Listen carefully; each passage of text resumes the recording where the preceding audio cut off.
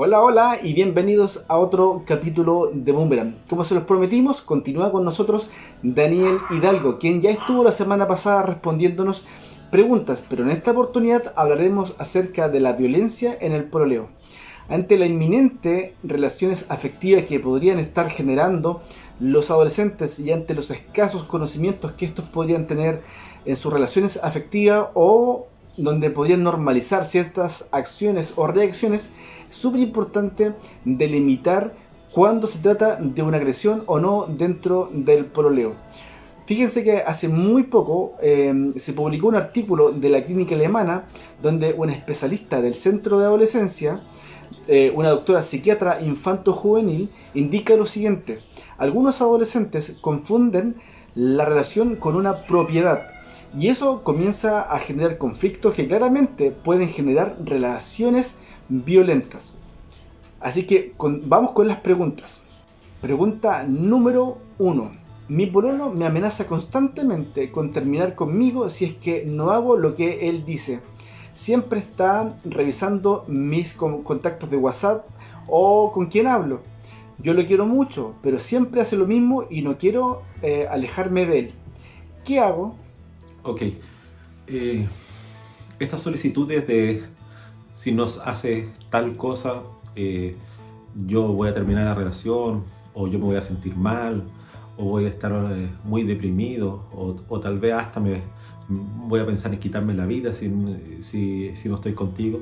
Es un tipo de violencia que es la violencia psicológica en su vertiente de la manipulación emocional. La manipulación emocional es pedirle al otro a través de coacción, a través de, de peticiones que doblegan su voluntad, ¿ya? Son peticiones que la persona libremente no lo haría, sin embargo, porque existe este tipo de manipulación, al final termina cediendo. Este es un perfil bien complejo. Es un perfil controlador y manipulador, que es un perfil de una persona agresora. Entonces, si se establece una dinámica de pololeo bajo estos perfiles, puede terminar en situaciones bien complejas. Cuando uno entra en el círculo de la violencia es súper difícil salir, porque se empieza a generar la dependencia emocional, que cualquier cosa, yo quiero salir pero no puedo porque siento que con esa persona es la única forma que puedo estar bien. Y se establece esta dinámica de violencia que al final se termina en un patrón, que al principio se puede pedir perdón y disculpa, pero después cada vez es más recurrente y ya la persona ya no se da ni cuenta cuando ya está inserta en una dinámica de violencia en el pololeo. ¿Qué se puede hacer? Primero que nada, establecer en su relación de pololeo los no transables, las cosas que no está dispuesta a realizar o dispuesto a realizar, y hacer ese acuerdo. Entonces, cada vez que existen este tipo de situaciones, ir al acuerdo, porque lo peor que se puede pasar es generar tolerancia tolerancia a la violencia, que es que cada vez que ocurren estos episodios, al tolerarlos, la persona los valida en cierto modo, y así la otra persona recibe el feedback que está bien lo que está haciendo.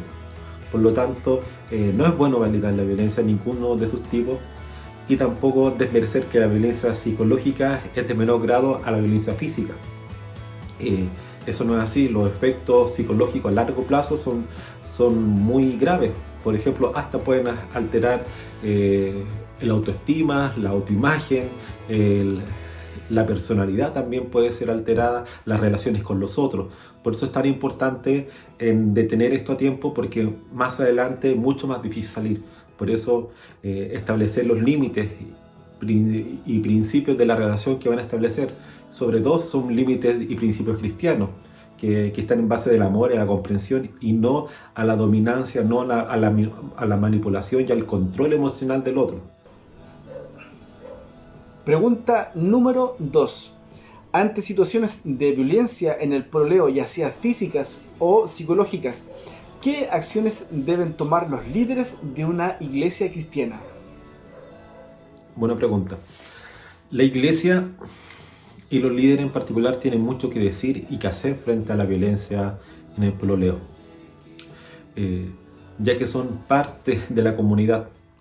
Es un actor clave de la comunidad, y también los líderes, por definición, influyen, tienen un discurso sobre sobre las personas, ¿ya? Tienen una visión, tiene un modo de ver las cosas. Por eso es tan importante para las personas que han sufrido este tipo de victimización, ya sea física o psicológica, que un referente lo oriente. Y para eso, primero que nada, hay que revisar cuál es nuestra propia visión acerca de la violencia, porque muchas veces los actores tienen cierto prejuicio.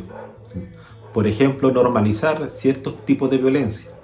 Por eso es bueno revisarse cuáles son nuestros propios prejuicios que uno puede tener frente a estas situaciones, ya que, como decía anteriormente, lo peor que se puede hacer es normalizar una situación que es violenta, independiente si es física, psicológica, económica, sexual o cualquier tipo de violencia. No se puede normalizar y no podemos tener un discurso complaciente frente a eso.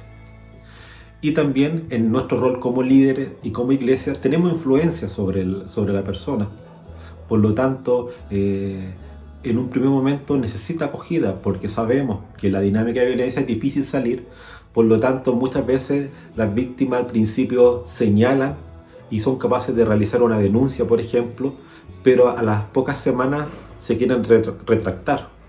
Sobre todo porque tienen cierta dependencia emocional o a veces dependencia económica, si son casados, por ejemplo, o a veces dependencia de otro tipo, si tienen algún tipo de relación con hijos de por medio. Por lo tanto, es importante que los líderes hagan seguimiento, que acompañen a veces a las víctimas a distintas instancias en el proceso judicial.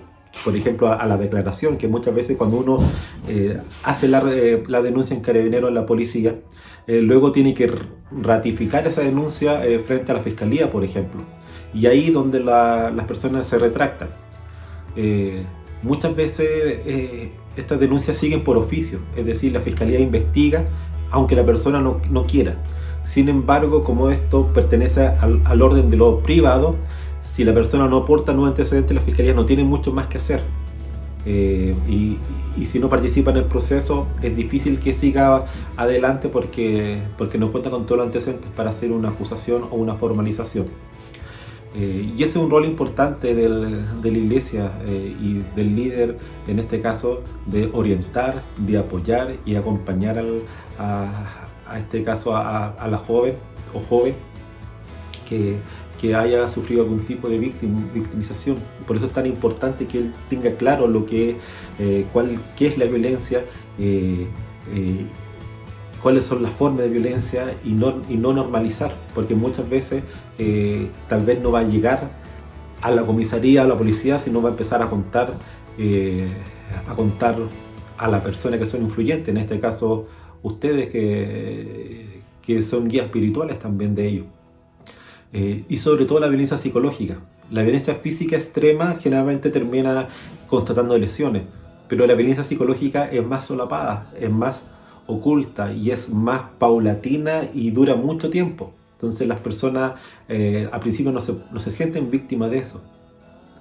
Y como decía, generan tolerancia a este tipo de conducta.